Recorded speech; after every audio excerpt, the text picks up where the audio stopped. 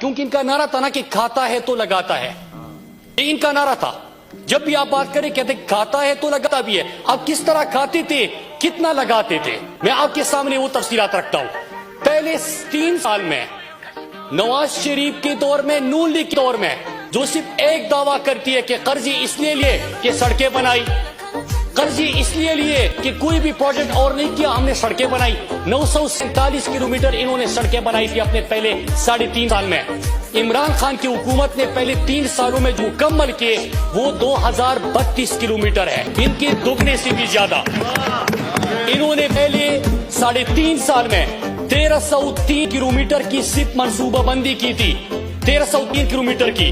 عمران خان کے 3 سالوں میں 7889 کلومیٹر کی نصف منصوبہ بندی ہوئی، اس میں 2032 کلومیٹر مکمل ہوئے. 1667 کلومیٹر کے اوپر اس وقت کام ہو رہا ہے. 1819 کلومیٹر اس پروکیورمنٹ سٹیج پہ ہیں اور 2300 کلومیٹر اس فیزیبلٹی اور ڈیزائن سٹیج پہ ہیں.